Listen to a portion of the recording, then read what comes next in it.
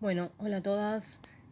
Hoy vamos a empezar a trabajar un poco con lo que es el texto, ¿sí? Eh, Hasta ahora estuvimos trabajando con las funciones del lenguaje y con las tramas textuales, ¿sí? Entendiendo que todo mensaje, ¿sí?, que emitimos o que recibimos tiene una función que va a prevalecer, ¿sí?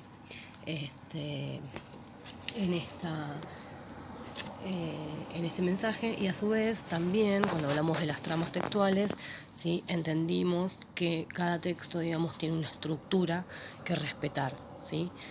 Como ya habíamos dicho también anteriormente, todo tipo de texto, cuando hablamos de texto, quiero decir, nos referimos a todo lo que tiene que ser, lo que puede ser oral o lo que puede ser escrito, ¿sí?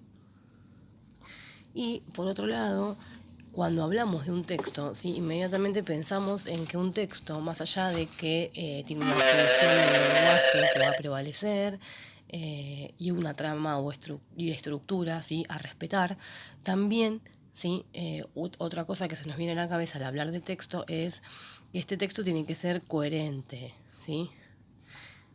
Cuando un texto es coherente, ¿sí?, lo primero que pensamos es que tiene que tener un sentido, ¿no? Este sentido, ¿sí?, se lo vamos a dar o se lo va a dar el hecho de que tenga un tema, ¿sí? Este tema va a estar desarrollado. ¿Desarrollado cómo? A partir de distintos párrafos, ¿sí? Y en estos párrafos siempre vamos a encontrar otros temas que también van a estar relacionados con el tema principal, ¿sí? Entonces, de esta manera le damos también sentido al texto y hacemos que este texto sea coherente, ¿sí? Bien. Ahora, esto es como una mirada muy amplia del texto. El paso siguiente a analizar y a pensar va a ser justamente la parte interna del texto, ¿no? ¿Cómo está formado este texto? ¿Cómo se forman, ¿sí?, estas oraciones, ¿sí?, que van armando estos párrafos, que obviamente van a terminar armando el texto. Vamos a meternos en lo que es la parte interna, y esto ya no es la parte de la coherencia, sino que es justamente la parte de cohesión, ¿sí? La cohesión se divide en dos. Tenemos por un lado lo que es la cohesión léxica, ¿sí?, y por otro lado lo que es la cohesión gramatical, ¿sí? Siempre repito lo mismo, ¿no? Pero las chicas que ya me tuvieron en taller de oralidad y escritura, ¿sí?, estas cosas ya las estuvimos trabajando en el taller. Bien, obviamente que esto después nos va a llevar a la parte de análisis sintáctico, ¿sí?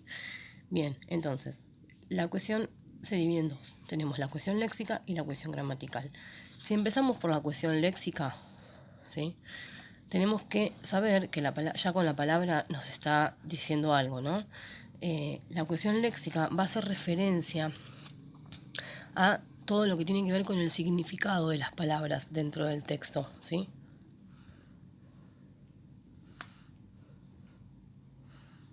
Con el significado de las palabras. Bien.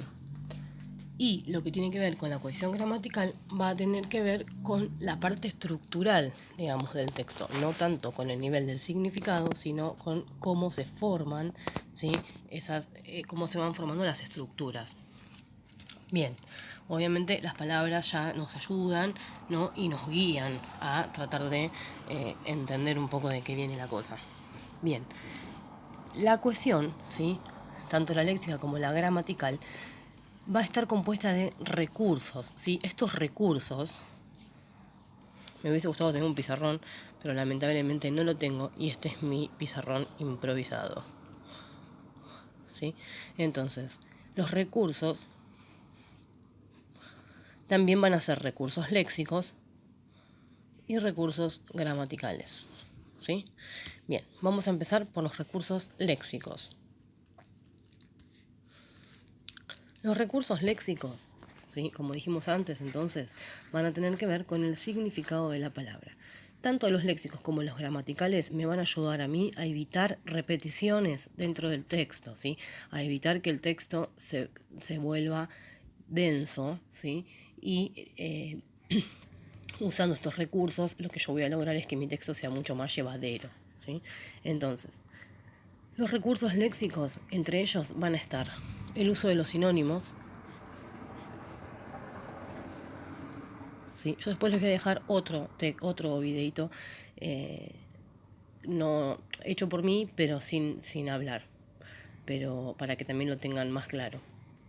Es esto mismo, pero en un video, no sé cómo llamarlo, un video distinto, como los de YouTube, que van apareciendo las letras, pero en el video, no soy yo escribiendo, que esto es medio caótico. Bien, entonces, estos recursos pueden ser, en principio, el uso de sinónimos. Obviamente, el hecho de que yo pueda usar un sinónimo de una palabra va a hacer que yo no la repita, ¿no? Bien. Por otro lado, tenemos el uso de los hipónimos y de los hiperónimos.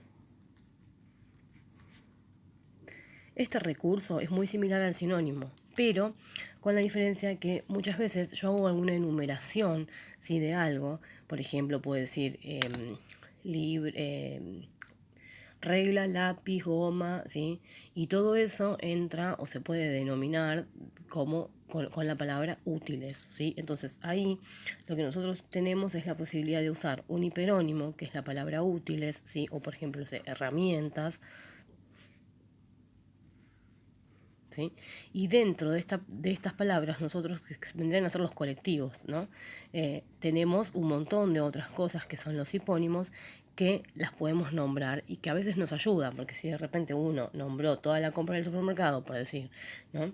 En vez de repetir todo esto, lo que hago es usar el hiperónimo, ¿sí? Y evito justamente la repetición. Por otro lado tenemos la paráfrasis. Parafrasear algo, ¿sí? Parafrasear algo es, obviamente, decirlo de otra forma, ¿sí? Decirlo con otras palabras.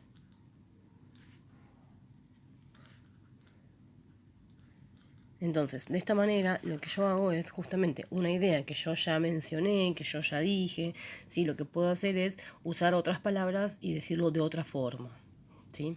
Bien. Y también tenemos la llamada palabra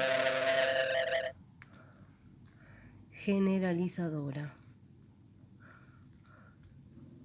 ¿sí? Esta palabra generalizadora me comí un pedazo. Esta palabra, ¿sí?, el uso de este recurso muchas veces puede ser un todos, ¿sí?, algunos, pocos, ¿sí? Lo que yo hago con esto es muchas veces también como agrupar, ¿sí?, a una enumeración que yo ya hice sin usar un hiperónimo o un hipónimo, porque a veces no existe, no está el hiperónimo de eso que yo nombré en el texto, ¿sí? Entonces, lo que hago es usar una palabra que generalice eso que yo ya mencioné. Por ejemplo, si yo digo, bueno, Juan, Pedro, Lucía y Manuel fueron al cine. Algunos la pasaron bien y otros mal. Lo que estoy haciendo entonces es generalizar, ¿sí?, con esa palabra a los nombres que yo ya mencioné anteriormente. No voy a volver a repetir Pedro, no, sino que lo que hago es usar este todos o este algunos, ¿sí?, o el pocos, y con eso generalizo y menciono aquello que dije anteriormente, ¿sí? Entonces, hasta acá tenemos lo que sería la cuestión léxica.